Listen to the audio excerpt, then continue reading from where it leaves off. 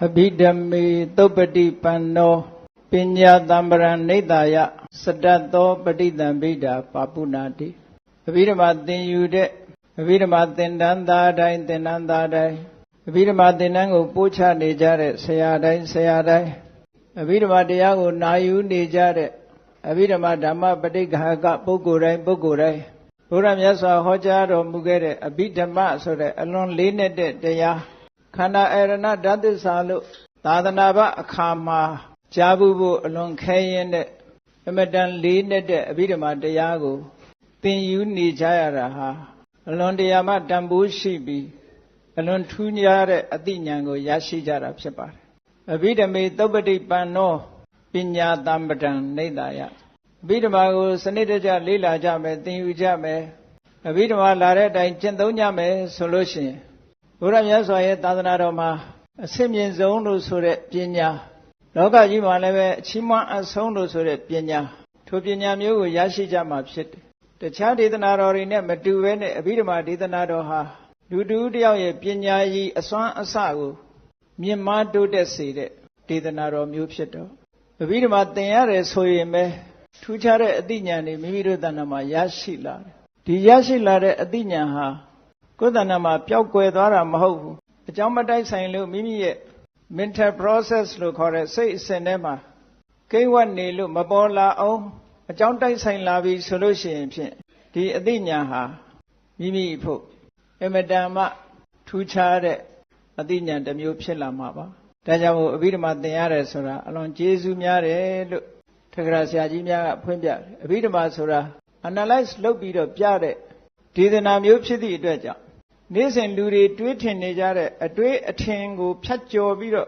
Luri Madwe Nine a Baingo Abhidhammaga Mimon to Piata Luri Nisan Dwedaha Concept look correct Pinya Bansaya a boy young with a Tweetin Vido Tuvenga Lubena Pesure a boy young you said the yak to you said the yago 12.9 jing Amazon 9 Javu 12.9 Adinya Mugu Mayavu Abhidhamma Tama a day tennigu Pacho Viro to tweeted alone ne shine lare to concept yet a twinda a nip shitney Yodian and the Arigo Pine Cha Safe Shabi Piatare Champion Along good Lindelare did the narrow the new shitapo. Abhidhamma theme solution. The Vawadama ni absent this year Majana two chatamia de Dinyam Yara Chilu. Abhidhamma then Buguria, analytical knowledge lo sore.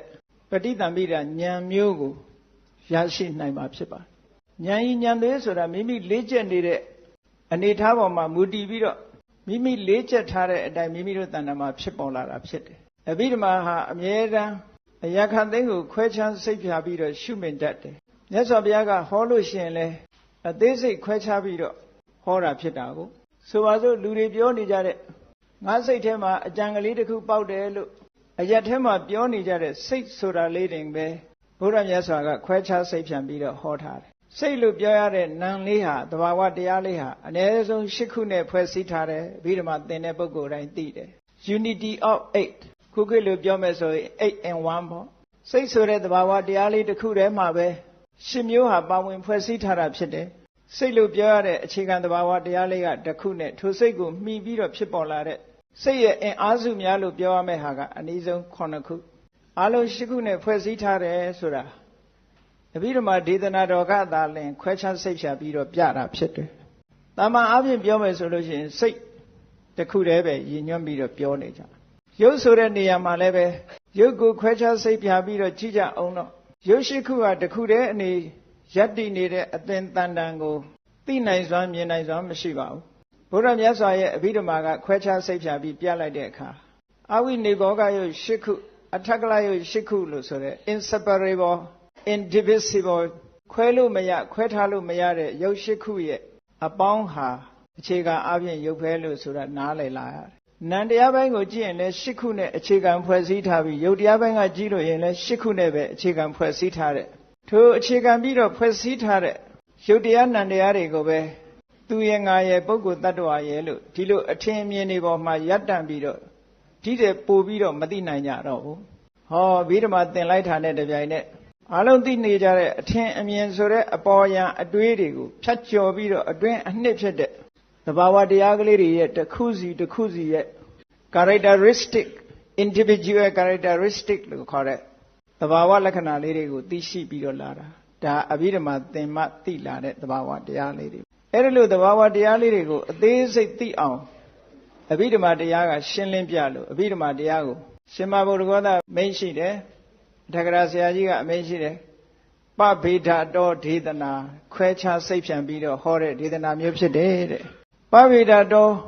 ဒေသနာခဏဝိနိဘောကပဋိသင်္ပိဒညာနာဝဟာအဘိဓမ္မာဒေသနာတော်ဟာခွဲခြားစိတ်ဖြန့်ပြီးတော့ဟောတာဖြစ်သောကြောင့်ခဏဝိနိဘောကတခုတည်းလို့ထင်ရလောက်အောင်လုံးခဲနေတဲ့အရာဝတ္ထုတစ်ခုကြီးကပေါင်းစုထားသည့်အတွက်ကြောင့်တခုတည်းလို့ထင်နေရတဲ့ခဏလို့ပြောရတဲ့ compactness အဲ့ဒီ compactness လို့ခေါ်တဲ့တခုတည်းလို့ထင်နေရတဲ့အရာဝတ္ထုကိုပဲခွဲခြားစိတ်ဖြန့်ပြီးပြောနိုင်လာတယ်အေးစိတ်ဆိုတာတခုတည်းမဟုတ်ဘူးအနည်းဆုံး၈ခုနဲ့ဖွဲ့စည်းထားတာရုပ်ဆိုတာလည်းတခုတည်းမဟုတ်ဘူးအနည်းဆုံး၈ခုနဲ့ဖွဲ့စည်းထားတာမြူမုံကလေးတမုံဒီပင်၈ခုနဲ့ဖွဲ့စည်းထားတာလို့ဆိုတာအဘိဓမ္မာသင်လိုက်တဲ့အခါတာမန်အမြင်နဲ့ထူးခြားတဲ့အမြင်လေးတွေကိုရလာဒီအမြင်မျိုးကိုမြင်ဖို့ဆိုတာအလွန်ခဲရင်ပါအဲ့ဒီအမြင်မျိုးလေးတွေကိုအဲ့ဒီအမြင်မျိုးရလာတဲ့အခါဒီတဲ့အဆင့်မြင့်တဲ့အမြင်ပါရတော့ဆိုပဋိသင်္ပိဒညာနာဝဟာ analytical knowledge အရာရာကိုခွဲခြားပြီးတော့ခွဲခြားကွဲပြားသိတတ်တဲ့အသိဉာဏ်မျိုးယဟနာပုဂ္ဂိုလ်ရင်းတောင်မှပဲပဋိသင်္ပိဒဉာဏ်ဆိုတာရနိုင်တာမဟုတ်ဘူးအလွန်ဉာဏ်ဉာဏ်သွေးထက်မြက်တဲ့ယဟနာပုဂ္ဂိုလ်မျိုးမှသာဒီပဋိသင်္ပိဒဉာဏ်ဆိုတာရယဟနာပုဂ္ဂိုလ်တိုင်းတော့မရနိုင်အဲ့ဒါလို့မရနိုင်တဲ့အသိဉာဏ်မျိုးကိုရရှိစေတတ်တဲ့အဘိဓမ္မာဒေသနာတော်ကိုခုလိုစီးပူးကြရတယ်ဆိုတာလွန်ကံကောင်းတယ်အလွန်ကိုရတော်တယ်တနည်းအားဖြင့်ပြောရမယ်ဆိုလို့ရှိရင်အခုအဘိဓမ္မာသင်နေတဲ့ပုဂ္ဂိုလ်ဒီအဘိဓမ္မာစာသင်သားများအဘိဓမ္မာဆရာများဟာ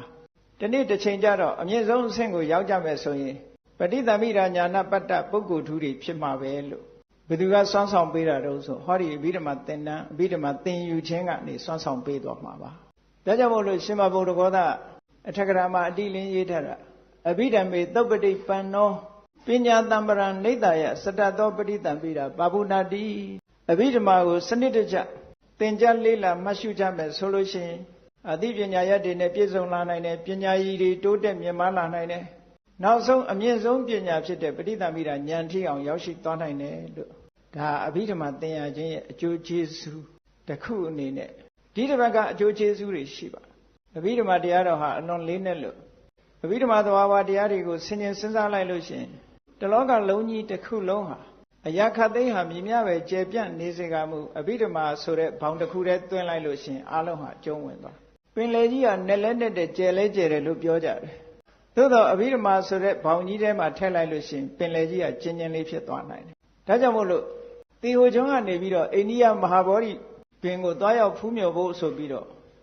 ကတိမ်ပယမဟာတိတ်တမထေကြီးဟာတေဟိုကမ်းခြေကနေပြီးတော့အိန္ဒိယနိုင်ငံဘက်ကိုကူးတာလေသင်းမောနဲ့ဟိုဘက်ကိုဖြတ်ကူးတဲ့အခါကျတော့ပင်လယ်ပြင်ကြီးကိုဖြတ်ကူးရတော့ပင်လယ်ပြင်ကြီးကိုရှုစားပြီးသူ့စိတ်ထဲမှာဘယ်လိုတွေးမိသလဲဆိုရင်ဟောဒီပင်လယ်ပြင်ကြီးဟာအမတန်မှကျယ်ပြောတယ်နဲ့လက်နဲ့တယ်လှိုင်းလုံးကြီးတွေကလည်းပဲပင်လယ်ပြင်ကြီးတစ်ခုလုံးဖုံးလွှမ်းနေလောက်အောင်ကြီးမားကြပါပြီတဲ့သို့တော့ပဋ္ဌာန်းကျမ်းကြီးကိုလေ့လာစဉ်ကပဋ္ဌာန်းကျမ်းကြီးရဲ့နိနာနေတရားတွေကိုဆင်ခြင်စဉ်းစားကြည့်လိုက်တဲ့အခါကျတော့ဒီပင်လယ်ပြင်ကြီးနဲ့တယ်ဆိုတာဘာဟုတ်မလဲပဋ္ဌာန်းကျမ်းလောက်ပဲနဲ့မလဲပင်လယ်ပြင်ကြီးကျယ်တယ်ဆိုတာလည်းဘာဟုတ်မလဲအကန့်အသတ်တွေရှိနေတာပဲဟိုဘက်ကန်းဒီဘက်ကန်းဆိုတဲ့အကန့်အသတ်တွေရှိနဲ့တယ်ဆိုတာလည်းအကန့်အသတ်ရှိပဋ္ဌာန်းကျမ်းကြီးနဲ့တယ်ဆိုတာတော့လိုက်လို့ကိုမမိဘူးအကန့်အသတ်ကိုဖော်ထုတ်နိုင်ဘူးဟိုဘက်ကန်းဒီဘက်ကန်းဆိုတာကိုလည်းလက်လန်းမမိဘူးမြတ်စွာဘုရားရဲ့ဉာဏ်တော်ကြီးနဲ့ထုတ်ဖော်ဟောချထားတဲ့ဒီပဋ္ဌာန်းကျမ်းကြီးဟာအလွန်လေးနဲ့ပြီးတော့ဟောဒီလှိုင်းလုံးကြီးများမကကြီးမားလာတဲ့နီးနေရတွေနဲ့ဖုံးလွှမ်းထားတဲ့ပဋ္ဌာန်းကျမ်းကြီးအဘိဓမ္မာထဲမှာအနာဂတ်အနေနဲ့ဗုဒ္ဓမြတ်စွာကအမြင့်ဆုံးအနေနဲ့ဟောထားတဲ့ဟောဒီပဋ္ဌာန်းကျမ်းကြီးဟာ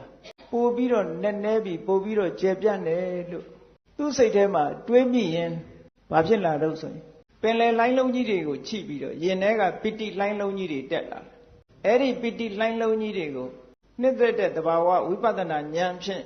အဘိဓမ္မာအသိအခြေခံထားတဲ့ဝိပဿနာဉာဏ်နဲ့ဆင်ခြင်စဉ်းစားလိုက်ပြီးသဘာဝပီတိရဲ့အခြေအနေကနေစပြီးသင်္ခါရတရားအလုံးရဲ့အခြေမြစ်တွေကိုနားလည်ပြီးမမြဲတဲ့သဘောတွေဆင်းရဲတဲ့သဘောတွေကိုမပိုင်တဲ့သဘောတွေကိုချိပြီးတော့အနိစ္စဒုက္ခအနတ္တဆိုတဲ့လက္ခဏာရင်ဆင်ခြင်သုံးသပ်ခါနောက်ဆုံးမှာယန္တာပုဂ္ဂိုလ်ကြီးဖြစ်သွားဘူးတဲ့ပေါ့ဒါအဘိဓမ္မာရဲ့လေးနက်မှုကိုစဉ်းစားယုံနဲ့စဉ်းစားပြီးတော့ပီတိလှိုင်းလုံးထရာကနေပြီးတော့ယန္တာဖြစ်သွားတယ်ဆိုတာအထတာလိနိအထကထာနိဒာနကထာ The Expositor လို့အင်္ဂလိပ်လိုပြန်ထားတဲ့အထက်ပါရေးသားထားတာမှတ်တမ်းတစ်ခုတွေ့ရပါတယ်ဒါကြောင့်မို့လို့ဒီအဘိဓမ္မာသင်တန်းသားတွေတဲကလည်းပဲအဘိဓမ္မာတရားတော်ကြီးကိုလေ့လာရင်းကနေပြီးတော့အမတန်နည်းနည်းပြီးကျေပြန့်လှတဲ့အဘိဓမ္မာတရားတွေကိုဆင်ခြင်သုံးသပ်ကြပြီးဆင်ခြင်သုံးသပ်ပြီးအခုလိုတရားထုတရားမြတ်ဆိုတာရနိုင်တယ်တို့သင်ရတဲ့အဘိဓမ္မာတရားဟာအလွန်တန်ဖိုးရှိလာပါလားလို့စိတ်ထဲကဝမ်းမြောက်ဝမ်းသာဖြစ်ပြီးတော့အဘိဓမ္မာတရားမိမိတို့ရဲ့နေရင်တဲ့နှလုံးသားထဲမှာကျေပြန့်တဲ့ကျေပြန့်လာပြီးအသိပညာတွေတိုးတဲ့တိုးအောင်ကြိုးစားအထောက်နိုင်ကြပါစေကုန်သတည်းသာ